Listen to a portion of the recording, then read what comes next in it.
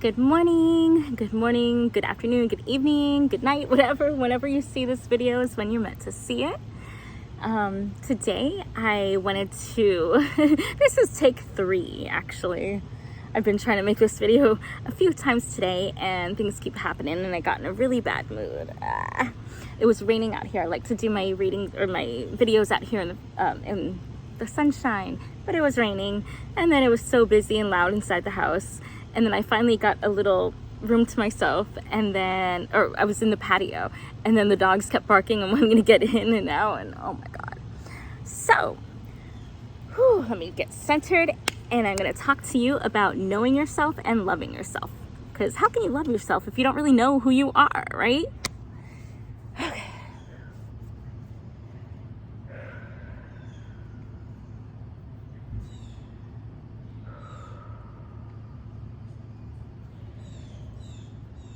This is a little move from Qigong that I've learned.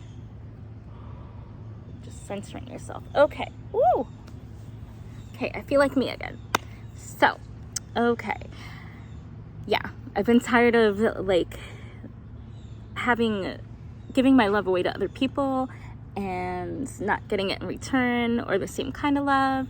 And then I get frustrated when I'm like, how do you know me better than I know me? So I'm learning to know myself, and actually the more I know about myself, the more I love myself and the more I trust myself. And I want all of you guys to have the same thing. Okay, so a quick little getting to know yourself quiz, pop quiz.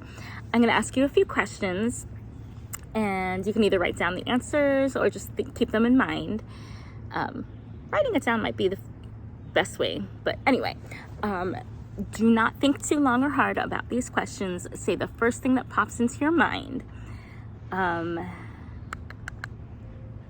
Say the first thing that pops into your mind. Don't overanalyze it. At the end of the video, I will tell you what all the questions mean. So, okay. First of all, what is your favorite animal? Quick, write it down. What is that favorite animal? And describe things about that animal that you like, whether it's the way they look, certain qualities that they look, or whether it's the way they make you feel, or the qualities that they have. Like, is that animal furry and cute, or is that animal strong and intimidating, or is it predatory, or is it adventurous, or is it the king, or is it intelligent? Like, what aspects of that? Is it loyal? Is it friendly? What aspects of that animal do you like and why? Or yeah, basically name aspects of it. I'm getting way too deep. Okay, so next, second question. Name the very next animal that pops into your head. Don't think about it too hard. Second animal that pops into your head, just go. The very next one, this after your favorite one, the very next one, write it down. Don't think too hard. Okay, so, and also when we get to the answers, you'll want to pay attention to this particular animal that popped into your head and the way you describe that animal. So let me know in the comments what yours is. The next one is, what is your favorite color and how does it make you feel? This is always an interesting one. I love to give this test to like people when I first meet them, whether it's friendships or coworkers or going on dates or getting to know people. It's a cool way to get to know people and to get to know yourself and what you want and what you like. Okay, so the next one, name a body of water. Ooh. Any body of water, quick. The first thing that pops into your head, don't overanalyze it. Don't sit there and say, I think it should be this or that, or what do you mean by this?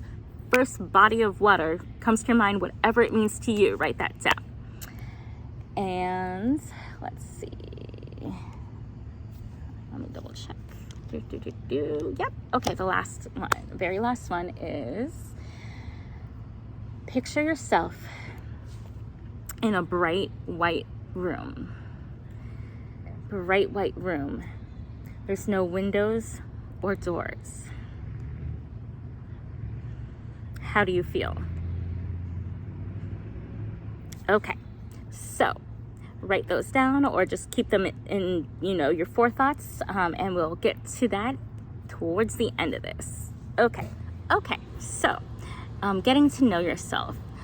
I love to start with astrology because that is so helpful in so many different ways. Most people, and throughout most of my life, I had only a small, vague understanding of astrology. I only paid attention to the sun sign. And there's so much more than that. But obviously asking somebody what their sun sign is a great, helpful way to let you know a little bit about them. Let's see. Actually, I'm going to go into my birth chart in just a second. But, before I get to that, I want to ask you, what were you like as a child? Like, as a kid, what kind of things made you happy? What did you do? Who did you hang out with? Like, what made you feel joy? What upset you? What frustrated you? What were you like? For an example, or what stories do people tell about you as a child? For an example, I have a picture. There's a picture of me on a little, like a rocking horse, and I was about 18 months old. Yeah, not even 2 years old, barely, just walking, toddling around, barely walking and stuff. And it's my older sister's rocking horse. It's on springs, it's spring loaded. So you have to climb up it to get onto the horse. And then once you're on the horse, there's a button that turns on and it's on springs. So even if the button's not on, you can still do this. And then when the button's on, it makes noises and does all this fun stuff. I was 18 months old and I would climb all the way up there and get on that thing and ride it, even though it was too big for me and too, like, everybody's like, oh, you're gonna get hurt, you're gonna get hurt. I was like, basically had the attitude of, I don't care, this is something I want, I'm gonna climb it and get it, and that's it. I'm gonna enjoy it. And that is a personality trait of mine that carries through to this day. So many years later, that's always gonna be a part of me. Another story my parents tell me about was when I was about 2 or 3. I can't remember the exact age, around 2 or 3. They were doing some renovations at their house, and they had, in their bedroom, the mattress was on the floor at this point because of the renovations, and there was a ladder, like one of the big tall ladders to, like, change light bulbs or whatever. And the second I got out of their arms, or whenever I was unsupervised for just a split second, I would climb that damn ladder, go all the way to the top, and jump off of it onto the bed that was on the floor. It scared the hell out of them. To this day, I still do things that scare the hell out of them. But that is who I am. That's who I was born. That's who I will always be. And I always loved dancing. I was always kind of shitty at, no, not shitty, but when I take dance classes and when I try to do it, I can do it, but it takes me a little bit longer to learn. And I don't feel very coordinated and whatnot, but I love to do it anyway. I don't care. Music refreshes me. Moving and dancing, just expressing my emotions through movement, so beneficial. And that's what as a child, I thought I would dream up that I was going to be on Star Search. I wanted to be on Star Search so bad. And I would I would choreograph these dances and stuff, sometimes with neighborhood kids, sometimes on my own. And that's something I've always done throughout life. In high school, I ended up taking a choreography class. And then just like, I've always loved dancing. So if I'm at a point in my life where I'm not dancing, then something's wrong. I'm not totally being myself. And then anybody who wants to be in my life, or if I'm going to date someone, then they got to know that I'm going to love dancing. And I don't necessarily mean, like, when I was younger, I did go out to clubs and stuff like that. I don't need that kind of dancing. I don't need to go out to go dancing. I need my time alone in the house where I'm just going to turn the music all the way up and just dance around the freaking house like a maniac. That's my idea of, but that's something that I did as a young child and still do to this day. So that's who I am. So what are some things about you that were true as a child and are still true today? That leads me into what makes you happy, what recharges you. I've asked this to a few of my friends and family members, and sometimes they don't know what makes them happy, and they don't know what recharges them. And at a certain point, I was like that too. But then I would always think about him, like, I come back to the same things over and over again. It's always the same few things. But a guide for all of that, figuring that out, is simply astrology. So I will show you what I mean in just a second with my birth chart. Basically, your birth chart is like a blueprint of who you are.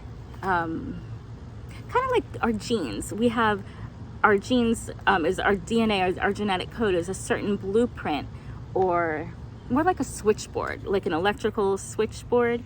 And there's certain switches that we're programmed to have. And then only if certain things happen do we switch on and off those things. So that's kind of how astrology is too. It tells you the core of who you were born to be, what your life purpose is, what wounds you need to heal, what things you need to, what struggles you're going to have in life, and how to overcome it. So that way you have a guidebook, you have a guideline for, okay, why am I doing the same exact things as the person next to me, yet they're succeeding and I'm not? Like, it doesn't make sense. Life doesn't have to not make sense. Life can make sense very, very easily when you study astrology. So it also helps you with your relationships with friends, family members, co-workers. You know how to, studying other people's birth charts as well. It'll help you understand how they work, how you work, like your minds think, how you feel, how you operate. And you know what, whether or not you really want that in your life. Because let's say you're dating someone, you're, first or second date, or, whatever, you're getting to know the person. And there's certain things in your birth chart that are intrinsic to you. They're the core of who you are. And you just cannot figure out how to live peacefully with someone who has the opposite trait. Well, if you're dating someone and you see in their birth chart that they have the opposite trait of the trait that you absolutely cannot deal with, you can't expect the relationship to go smoothly. And then also, you can't just expect that they're going to want to change, or that it's going to be easy for them to change, because their birth chart, So you got to figure out if this is worth it. Are they compatible with me in that way? Do I think that I can change? Do they think they can change? It's so much more simple if you just look at your charts. Okay, so without further ado, let's take a look at mine. Okay, so here's a quick little glimpse of my chart. And this is just a really, really simplified thing to get a general understanding, because I don't totally understand all of it yet, but just a general understanding. Okay, sun, moon. Okay, so basically the 4 elements, as you can see here, out of 14 different things, 14 different placements in my birth chart, I have only one that is earth. So only one that has to do with being grounded, being stable, stuff like that. And it's my Chiron in Taurus. And Taurus is the sign about sensuality, stability, relationships. I had another video about that, so you can check that out for more info. But so the one thing in my entire chart that has to deal with earth is where I need to work on myself. And once I let this go and I learn how to heal myself with this one, then I'll be able to be the rest of me, which has absolutely no earth whatsoever. So if you meet me or you want to date, like let's say if I'm trying to date someone and they want somebody who is naturally very grounded, I'm not going to be that kind of person, so it's going to be frustrating. Not to say that it can't happen, but it's just going to be like, know what you're getting into. Oh, that reminds me of a quote from a series called You're the Worst. You're the Worst. This one chick was telling her husband that basically, like, you knew who I was when you met me, so how can you be mad at me? She was saying, if you see a snake on the ground and you know it's a snake, and then you pick it up and it bites you, how can you be mad at this snake? You knew it was a snake when you picked it up. So that's on you, bro. Basically is the gist of it. And so once you know somebody's birth chart, you know, it's so much easier. You know what you're getting into. So back to my chart. I have 6 different water placements. 6. The most out of any other category is water. So of course I'm going to be very, very intuitive, very, very emotional. I feel things deeply. I feel for other people's deeply. Naturally, this is the way God created me. This is the way my mom birthed me out of her womb. Like based on the date, time, and location my mom gave birth, this is how I was created. I have 6 in water. Enough said. And then the second most category I have is air. Air is all about intellect and social justice and social causes and esoteric things. So yeah, like I love that totally describes why I love learning, and I'm always asking, you know, why this, why that. I can't get through past anything with that. It's hard for me to understand something and just follow direction. It's hard for me to follow directions if I don't understand the why behind it. It's right here in my chart. And then fire. I have 2 in fire.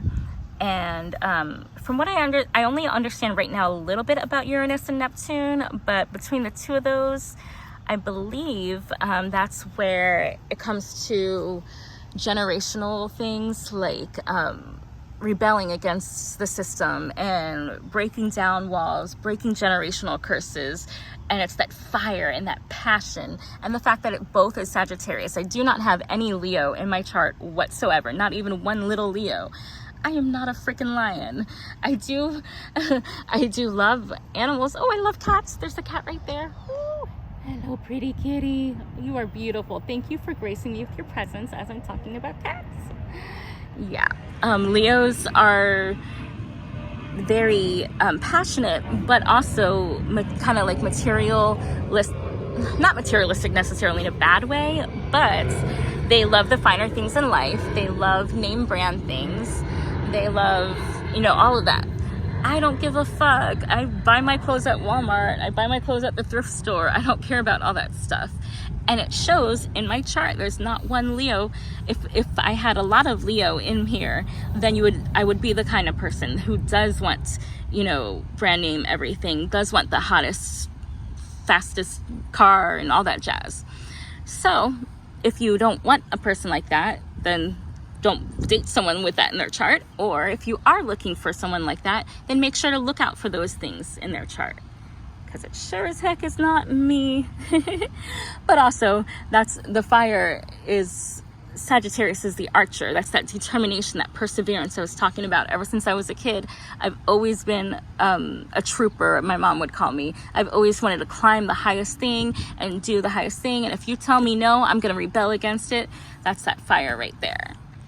Okay, so here's a quick little analysis chart that I made of me and a few of my family members or important people in my life.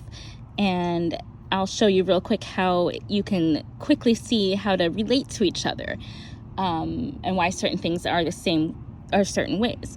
And then if you want to, I can help you with yours in the future, or there's tons of online resources. But here we go, me. Okay, so this is just I call it the big 5. 1, 2, 3, 4, 5. Yeah, the big 5. Sun, moon, rising, ascendant, and Chiron. Okay, so as you can see, sun and moon side by side, me and my mom. I'm a Pisces sun, a Scorpio moon. My mom's a Taurus sun and a Virgo moon. So I'm 2 water signs there, and she's 2 earth signs. So of course, our outer appearance, like our outer world, and who we are, just genuinely are, the dominant personality types are completely different. And the same thing with Scorpio versus Virgo. We're complete opposites again. It's hard for us. It's very, very hard for us to understand each other. Doesn't mean we don't love each other, and doesn't mean we don't try. But naturally, if we understand our birth chart, we're going to be like, oh, of course I don't understand you, but hey, let me take the time to learn and figure it out. See things from your point of view. My dad, on the other hand, double Aries, fire and fire. Number one. Like, he is number one twice. So check out that family dynamic right there. So I am pure, absolute element of water right there. My mom is pure element of earth, and my dad is pure element of fire. So the three of us together, it's amazing, but it's hard to understand each other at times. Okay, next is my sun, Virgo Libra. So Virgo sun, which is the opposite of me, which he's taught me so much about myself because of that, and I try to help him learn, because we're the exact opposite signs. So we're going to be very, very similar, but have different approaches to life. So of course, when I want cuddles all the time, and I want like talking, and one time where I want to get out and do stuff in the world and be near the water, my son's more like, can I just sit down and make lists? Can I just be in my room? Like, and then so his moon, the moon is also how you react when you're hurt. If somebody hurts me, I turn into Scorpio. That shell comes up and that stinger comes out, bam.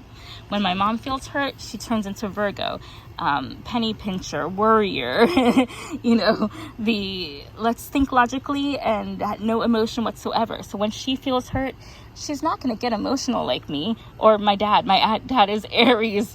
He's Aries all the way around. So when he gets hurt, he's going to be fiery and passionate, and the ram comes out, rawr, number one, I'm the best, So when my son gets hurt, he is Libra. He tries to think logically and think balancing out things. He tries not to lash out too much. He tries to, oh God, so controlled. He is so controlled. Then moving on to my ex-husband, Cancer sun and Taurus moon. So yeah, I always thought, oh, I'm a Pisces, he's a Cancer, we're gonna get along well together. No, because when he gets hurt, he shuts down, and actually he turns into Taurus, which is, the issue with my mom. So if I have unresolved mental health issues with my mom, and then my ex-husband acts like that when he gets hurt, and then I act like a Scorpion when I get hurt, which I did so much in our marriage. Oh my God, I was horrible with that. The passive aggressive shit. Oh my God. Anyway, so moving on to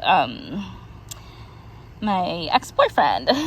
He is Scorpio sun, which is I'm the Scorpio moon, so it's awesome. We definitely connect on that level. And then Pisces and Virgo. So his moon is Virgo. So, oh God, that is similar to my mom. Damn. I'm having a revelation here. So since I do have some unresolved issues with my mom right now, when my ex-boyfriend gets hurt, he does the same thing my mom does. Okay, let's think about stability. Let's think about, let's make lists. Let's do the logical thing. Let's cut out all emotion whatsoever. Wow. Deep insight there. So, sun is your dominant side. It's the masculine energy, your dominant side, what you show to people. That's the dominant part. Moon is the more feminine energy, the more fluid, intuitive, so your inner feelings, your inner thoughts, kind of how you make decisions if you're basing it on emotions and whatever. That's your inner child, all that jazz. So then, you know what, we'll just cover up here. I'm gonna just do that across the board to show you how our outer personality versus inner personality compare. Okay, so real quick about the rising and descendant sign. Oh, also going back to moon real quick. Moon is also about your subconscious, who you really are deep down inside that you don't really let people know about. So that's a really good way to get to know somebody. If someone you care about doesn't talk about their emotions very much, find out what their moon sign is. And then you'll be able to understand them, their subconscious, and the things that they don't tell people about themselves. You'll understand that better.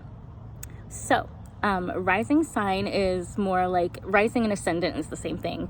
And that's more of your your social personality, your first impression. When people meet you, what they feel the energy that's coming up from you. For example, mine is a Gemini. So my rising is Gemini. So when people meet me, they think, wow, you're so smart. You're so social. You're the life of the party, or you communicate very well. And so that's nothing I did, you know. I mean, that's just who I am intrinsically. God made me that way. My mom birthed me out at that moment, you know. That's how I came out. So yeah, that'll tell you a lot about a person. Your descendants is represents who you are attracted to, who you are likely to get along with, and who you are most likely to be in a romantic relationship with. So basically, let's see. Oh, it's also where you seek comfort. So actually something I found which is really cute for me and my son, everybody always admires how close our relationship is. And of course, a lot of that has to do with, you know, how much time and effort we put into it. But also, my rising is Gemini. My ascendant is Gemini, my descendant is Sagittarius. So I look to people with a Sagittarius rising or Sagittarius energy to go to comfort me. Well, my son has Sagittarius rising and Gemini descendant. We're the exact opposites. So it makes sense that when he needs emotional comfort or support, he comes to me, not only just because I'm his mom and, you know, I'm a Pisces and whatever, but because of the rising and the ascendant and descendant signs, we naturally were made that way. And the cool thing is, I did a birth chart on my first daughter, the one who passed away. She had the exact same one as my son Cal does. So that freaking blew my mind. It's like, they were meant to be my children. Like, we go together so perfectly. Ooh, okay, so there's that. And then, of course, in relationships, it's good to, if you're going to be dating someone, you need to be like compatible at least. Or if you're not compatible, at least be understanding of where that person goes for comfort. For example, so where I seek comfort is in in Sagittarius, so in that fiery, like, adventure-y area. That makes so much sense. When I get stressed out, I like to do something crazy, or like cut my hair or dye my hair or do something, get outside, do something active. My last boyfriend, where he goes for comfort, let's see, when he seeks comfort and would do well to have a relationship with somebody who has heavy Taurus energy, or that's where he feels most comfortable with seeking comfort. So I do not have, like we discussed, that type of energy. So even though we do love each other, he doesn't always feel comfortable and safe deep down inside, because he's born with that seeking Taurus comfort. So of course he's going to pull away from me when he, like, you know, if I hadn't known that, I might get upset when he pulls away. And it's like, no, it's not for me. He's just learning to comfort himself and doing what he needs to do. So, like looking at everybody's charts here, I'm just learning so much right now. Oh my God. Woo. Okay. Anyway, so if you need help doing a birth chart for yourself or your friends and family, I can definitely help you out with that. And right now, I'm about to tell you the results of the beginning, that pop quiz. Welcome back, my lovelies. Okay, I had to, the neighbor's kid wouldn't stop talking to me. So I'm like, I gotta finish this. So I changed locations. And those questions at the very beginning, okay. So number 1, what is your favorite animal? So, and describe it. So mine is that represents who you are looking to get into a relationship with, who you're attracted to. So if you're always like, why do I fall for the same type of person over and over again, and I don't fall for this other kind? That's exactly why. Or like the partner you really want. So mine is dolphin. I think dolphins are beautiful and majestic and magical, and intelligent. So of course I'm gonna always chase after people and want to be around those kind of people. So, whatever you said about yours, if you said, you know, dog because it's loyal and cute and, you know, whatever, or let's see, my mom said chipmunk, and that's so adorable because the very next question, my dad described himself as a chipmunk. So the second question of just the random animal off the top of your head, that random animal, and then of course describe it. That random animal is what you are, or what you think about yourself. What you think about yourself. So even if you just said giraffe, but the description of it. So I said cat, because I see cats as sweet and cuddly and soft and beautiful, but also mysterious and independent and a bit moody. So yeah, that's how I see myself.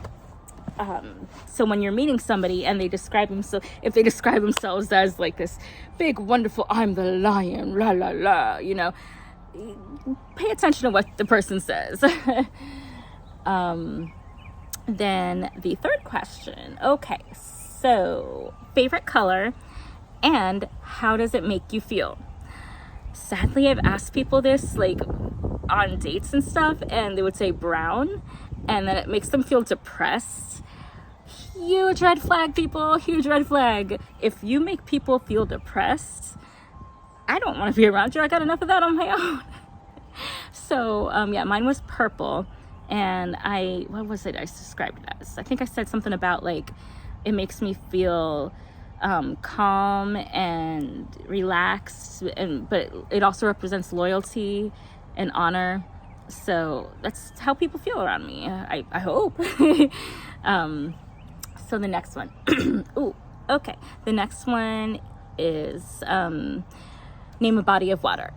The body of water is kind of like a Freudian thing. It describes your sex drive. So, and the reason why there's no wrong answer for this is it could be something at like Lake Michigan, or it could be mine is the Caribbean Ocean. A few people said Atlantic Ocean. Some people said a swimming pool. Some people said a stream, a creek, a lake. Whatever the fuck you want it to mean is what it means, and that describes the energy of your sexual drive. So like for example, swimming pool, very cold, very small, very shallow, not too deep. Caribbean is very beautiful and transparent and loving, passionate, because there's storms out there. It's stormy and passionate. It's not the biggest thing on earth, but it's there and it's very powerful. Atlantic is a big ass ocean. Or if somebody says the Dead Sea, oh my God, I remember somebody said the Dead Sea before. I'm like, what? Dead Sea?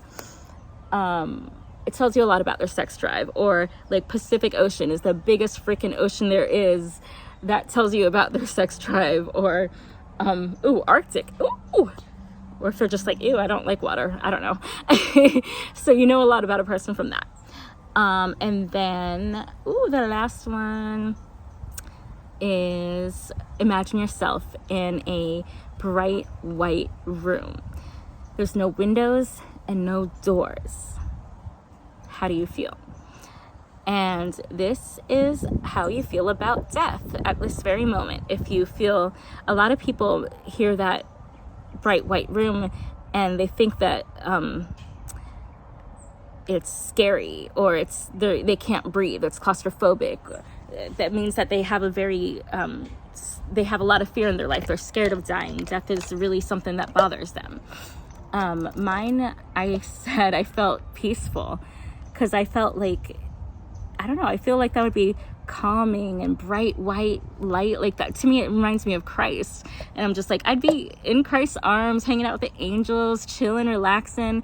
And then I found out, it does mean your attitude about death. I'm like, yeah, I'm not scared of dying. I want to, like, if it wasn't for the people that, like, I have here that I love and I need to fulfill my mission, I'd rather be chilling with Jesus, you know?